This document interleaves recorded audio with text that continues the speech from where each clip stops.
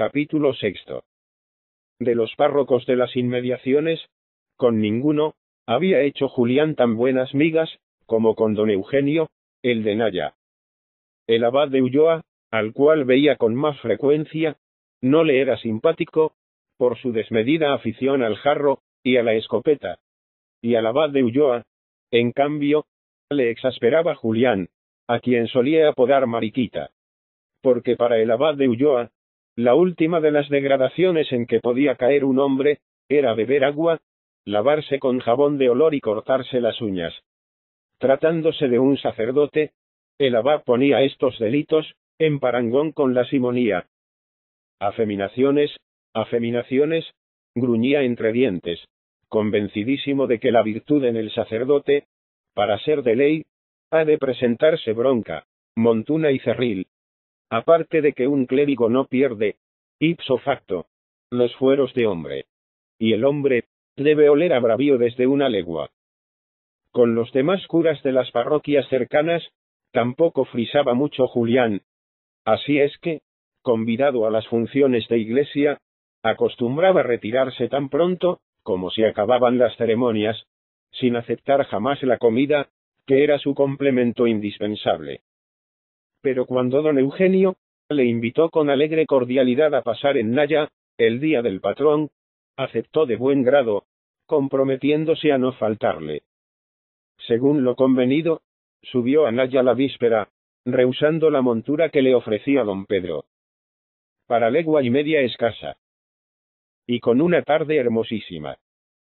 Apoyándose en un palo, dando tiempo a que anocheciese, deteniéndose a cada rato, para recrearse mirando el paisaje, no tardó mucho en llegar al cerro, que domina el caserío de Naya, tan oportunamente que vino a caer en medio del baile que, al son de la gaita, bombo y tamboril, a la luz de los fachones de paja de centeno, encendidos y agitados alegremente, preludiaba a los regocijos patronales.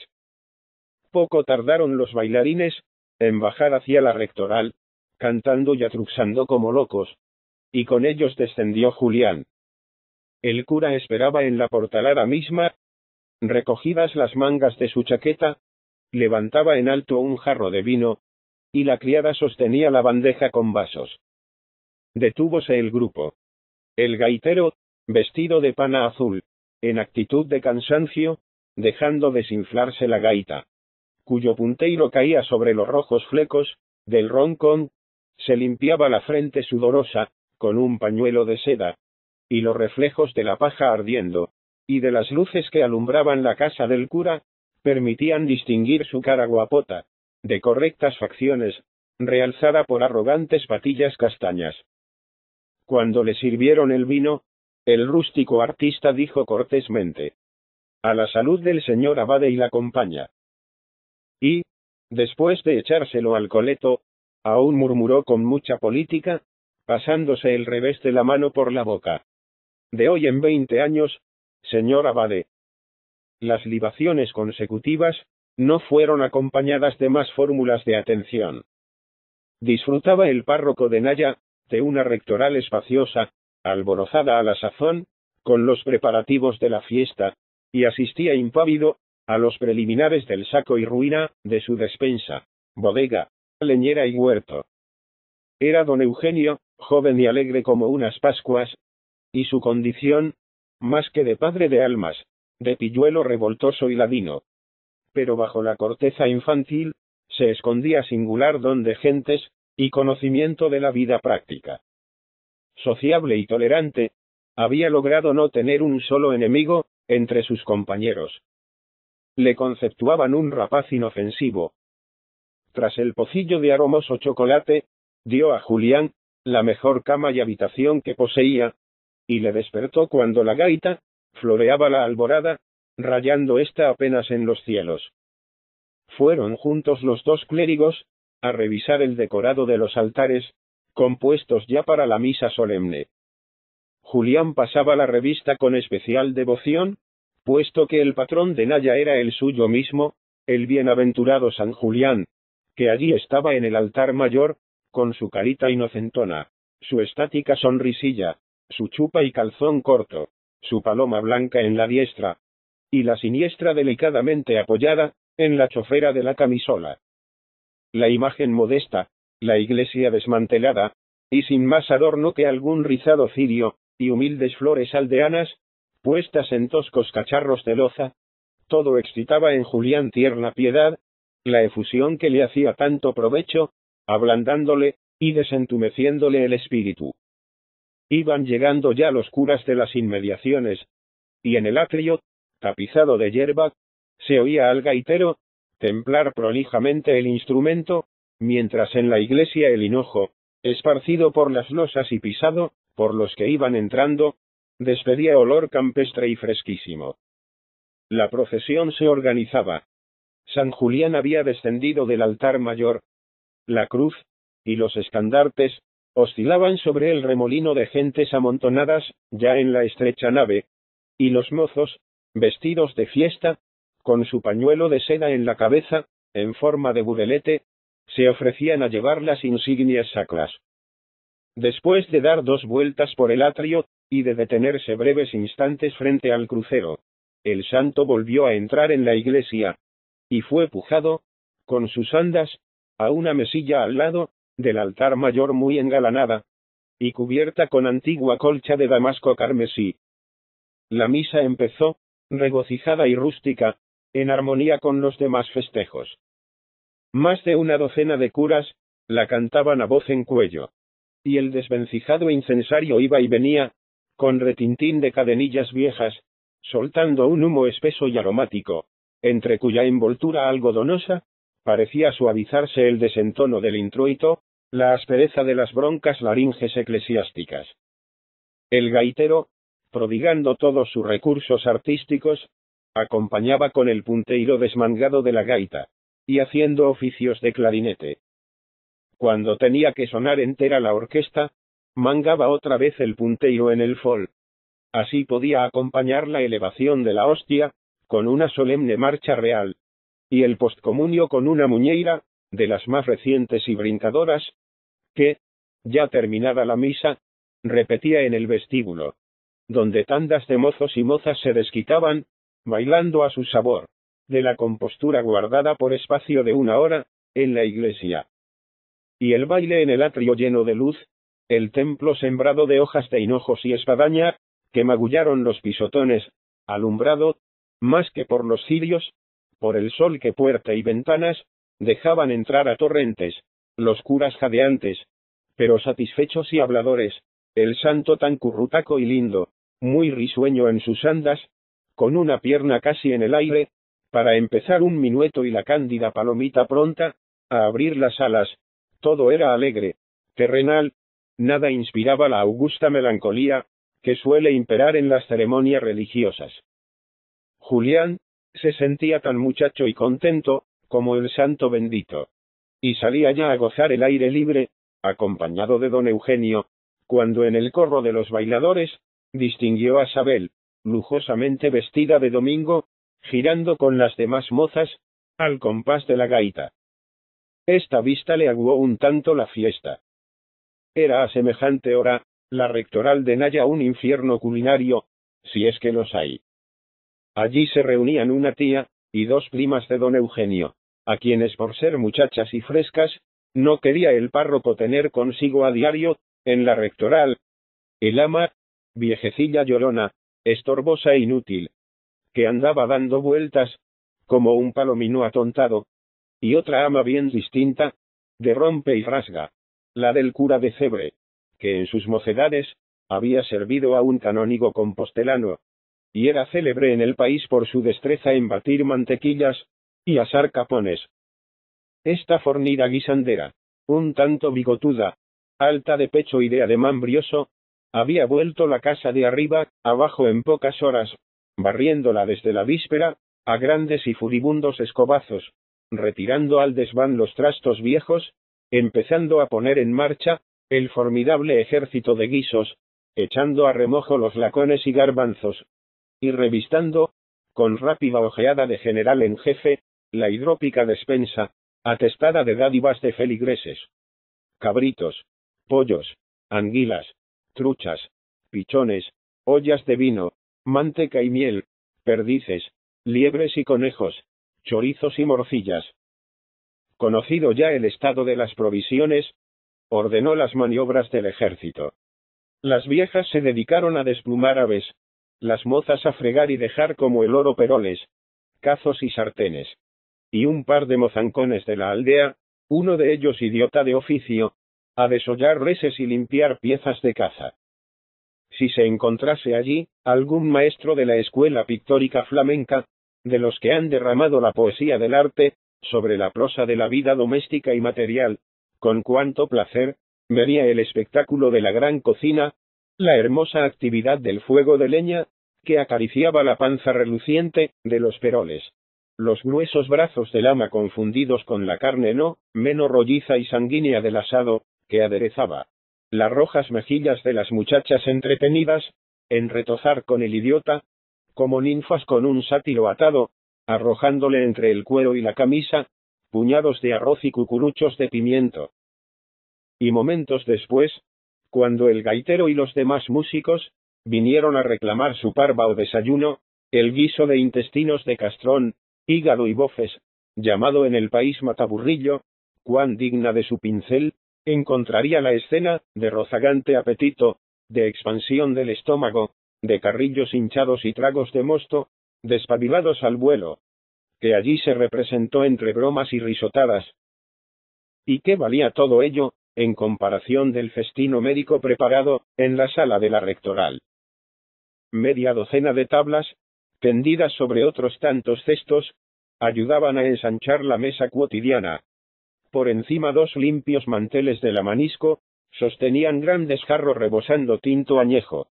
Y haciéndoles frente, en una esquina del aposento, esperaban turno, ventrudas ollas henchidas del mismo líquido.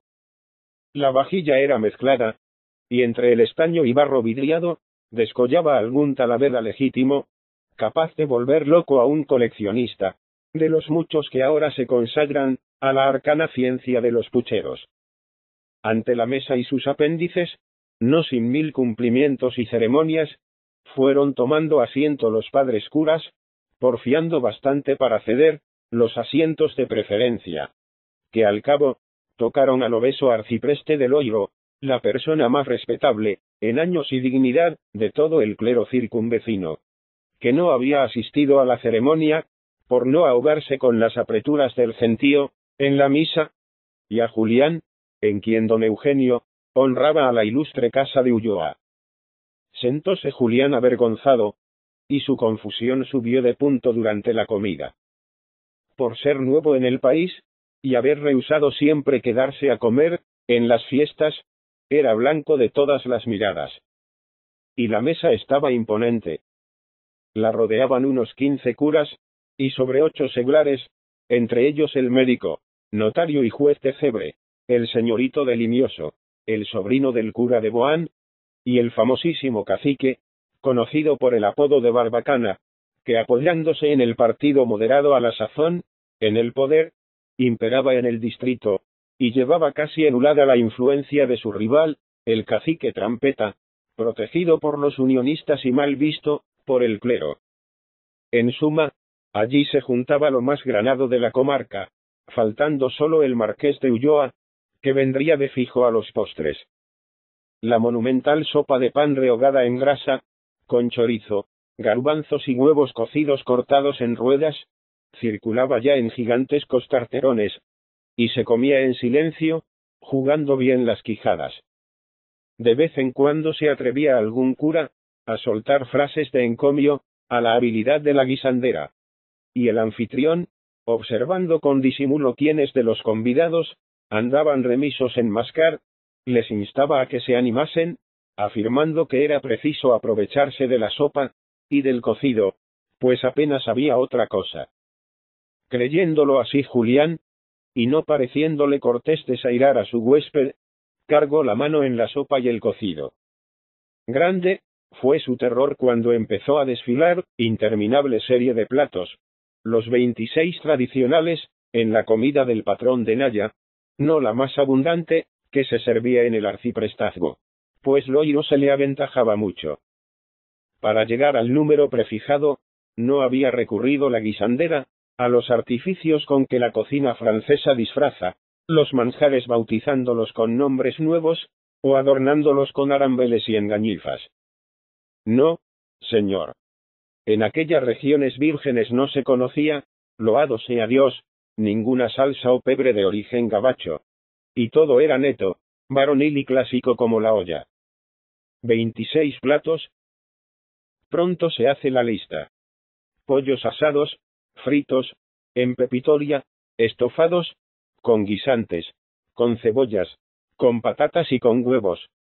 Aplíquese el mismo sistema a la carne, al puerco, al pescado y al cabrito. Así, sin calentarse los cascos, presenta cualquiera 26 variados manjares.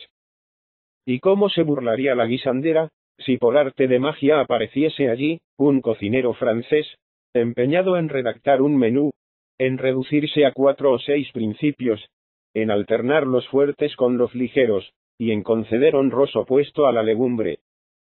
Legumbres a mí, diría el ama del cura de Cebre, riéndose con toda su alma, y todas sus caderas también. Legumbres el día del patrón. Son buenas para los cerdos.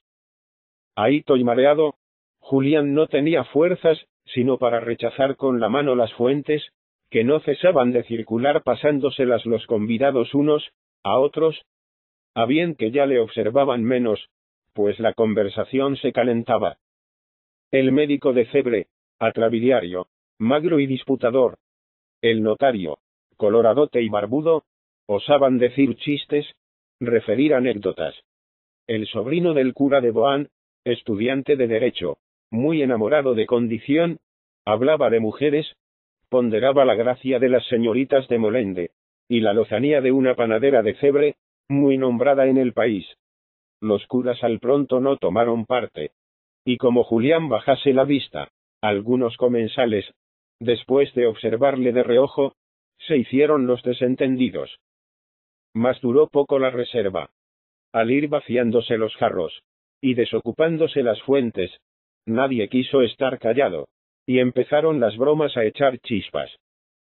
Máximo Juncal, el médico, recién salido de las aulas compostelanas, soltó varias puntadas sobre política, y también malignas pullas referentes al grave escándalo que a la sazón traía muy preocupados a los revolucionarios de provincia. Sor Patrocinio, sus manejos, su influencia en palacio. Alborotáronse 2 o 3 curas, y el cacique Barbacana, con suma gravedad, volviendo hacia Juncal su barba florida y luenga, díjole desdeñosamente una verdad como un templo. Que muchos hablaban de lo que no entendían, a lo cual el médico replicó, vertiendo bilis por ojos y labios, que pronto iba a llegar el día de la gran barredura, que luego se armaría el Tiberio del siglo, y que los neos irían a contarlo a casa de su padre Judas Iscariote. Afortunadamente profirió estos tremendos vaticinios a tiempo, que la mayor parte de los párrocos se hallaban enzarzados en la discusión teológica, indispensable complemento de todo convite patronal. Liados en ella, no prestó atención a lo que el médico decía ninguno de los que podían volvérselas al cuerpo, ni el bronco abad de Ulloa, ni el belicoso de Boán, ni el arcipreste, que siendo más sordo que una tapia, resolvía las discusiones políticas a gritos, alzando el índice de la mano derecha, como para invocar la cólera del cielo.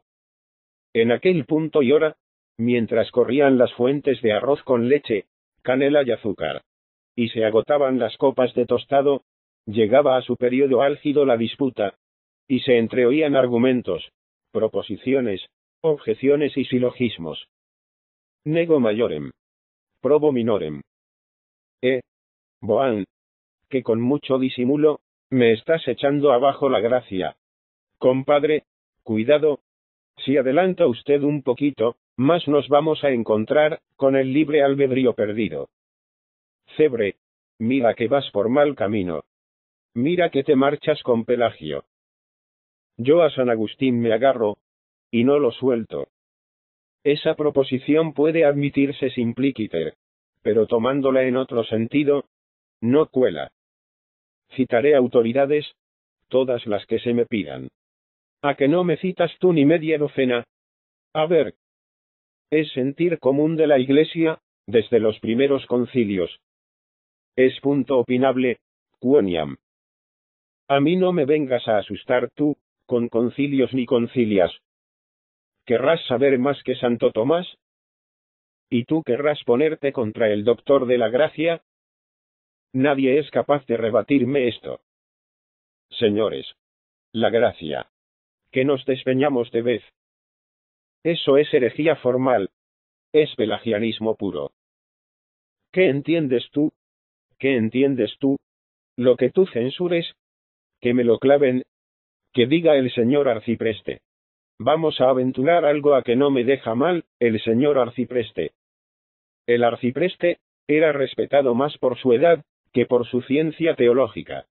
Y se sosegó un tanto, el formidable barullo, cuando se incorporó difícilmente, con ambas manos puestas tras los oídos, vertiendo sangre por la cara, a fin de dirimir, si cabía lograrlo, la contienda. Pero un incidente distrajo los ánimos. El señorito de Ulloa entraba seguido de dos perros perdigueros, cuyos cascabeles acompañaban su aparición, con jubiloso repique. Venía, según su promesa, a tomar una copa a los postres. Y la tomó de pie, porque le aguardaba un bando de perdices, allá en la montaña.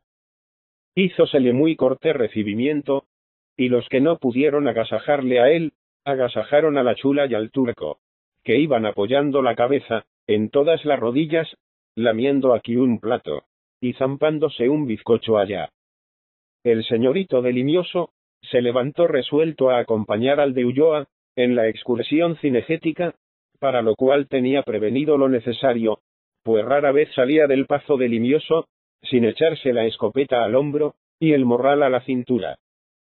Cuando partieron los dos hidalgos, ya se había calmado la efervescencia de la discusión, sobre la gracia, y el médico, en voz baja, le recitaba al notario ciertos sonetos, satírico-políticos, que entonces corrían bajo el nombre de belenes.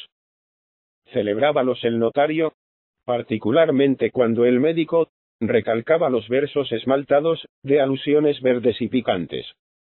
La mesa, en desorden, manchada de salsas, ensangrentada de vino tinto, y el suelo lleno de huesos, arrojados por los comensales menos pulcros, indicaban la terminación del festín. Julián hubiera dado algo bueno por poderse retirar.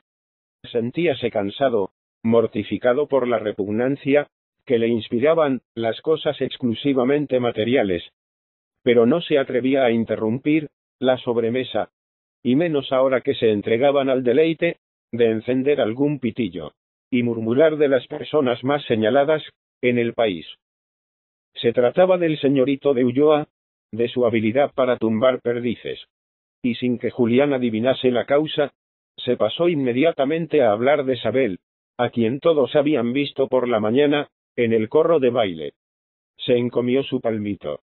Y al mismo tiempo se dirigieron a Julián, señas y guiños, como si la conversación se relacionase con él. El capellán bajaba la vista según costumbre, y fingía doblar la servilleta. Mas de improviso, sintiendo uno de aquellos chispazos de cólera repentina y momentánea, que no era dueño de refrenar, tosió, miró en derredor, y soltó unas cuantas asperezas y severidades, que hicieron enmudecer a la asamblea. Don Eugenio, al ver aguada la sobremesa, optó por levantarse, proponiendo a Julián que saliesen a tomar el fresco en la huerta. Algunos clérigos se alzaron también, anunciando que iban a echar completas. Otros se escurrieron en compañía del médico, el notario, el juez y Barbacana, a menear los naipes hasta la noche. Refugiáronse al huerto el cura de Naya y Julián, pasando por la cocina, donde la algazara de los criados, primas del cura, cocineras y músicos era formidable, y los jarros se evaporaban, y la comilona amenazaba durar hasta el sol puesto. El huerto, en cambio, permanecía en su tranquilo y poético sosiego primaveral, con una brisa fresquita, que columpiaba las últimas flores de los perales y cerezos. y acariciaba el recio follaje de las higueras, a cuya sombra, en un ribazo de mullida grama, se tendieron ambos presbíteros, no sin que don Eugenio, sacando un pañuelo de algodón a cuadros, se tapase con él la cabeza, para resguardarla de las importunidades de alguna mosca precoz. A Julián todavía le duraba el sofoco, la llamarada de indignación. Pero ya le pesaba, de su corta paciencia, y resolvía ser más sufrido en lo venidero. Aunque bien mirado. ¿Quiere escotar un sueño?, preguntó el de Naya, al verle tan cabizbajo y mustio. No. Lo que yo quería, Eugenio, era pedirle que me dispensase el enfado, que tomé allá en la mesa. Conozco que soy a veces así, un poco vivo. Y luego hay conversaciones que me sacan de tino, sin poderlo remediar. Usted póngase en mi caso. Pongo. Pero a mí me están embromando también, a cada rato con las primas. Y hay que aguantar, que no lo hacen con mala intención. Es por reírse un poco. Hay bromas de bromas, y a mí me parecen delicadas para un sacerdote, las que tocan a la honestidad y a la pureza. Si aguanta uno por respetos humanos esos dichos, ¿acaso pensarán que ya tiene medio perdida la vergüenza, para los hechos? Y, qué sé yo si alguno, no digo de los sacerdotes, no quiero hacerles tal ofensa, pero de los seglares, creerá que en efecto. El de Naya aprobó con la cabeza como quien reconoce la fuerza de una observación. Pero, al mismo tiempo, la sonrisa con que lucía la desigual dentadura, era suave e irónica protesta, contra tanta rigidez. Hay que tomar el mundo según viene, murmuró filosóficamente. Ser bueno es lo que importa. Porque, ¿quién va a tapar las bocas de los demás? Cada uno habla lo que le parece, y gasta las guasas que quiere, en teniendo la conciencia tranquila. No, señor. No, señor. Poco a poco, replicó acaloradamente Julián. No solo estamos obligados a ser buenos, sino a parecerlo. Y aún es peor en un sacerdote, si me apuran, el mal ejemplo y el escándalo, que el mismo pecado. Usted bien lo sabe, Eugenio. Lo sabe mejor que yo, porque tiene cura de almas. También usted se apura ahí por una chanza, por una tontería, lo mismo que si ya todo el mundo le señalase con el dedo. Se necesita una vara de correa, para vivir entre gentes. A este paso no le arriendo la ganancia, porque no va a sacar para disgustos.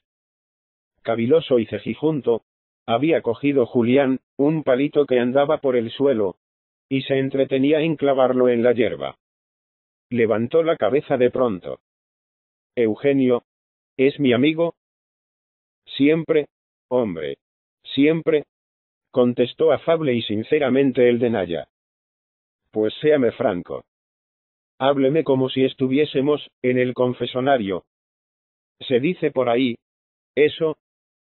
Lo de que yo tengo algo que ver con esa muchacha, ¿eh?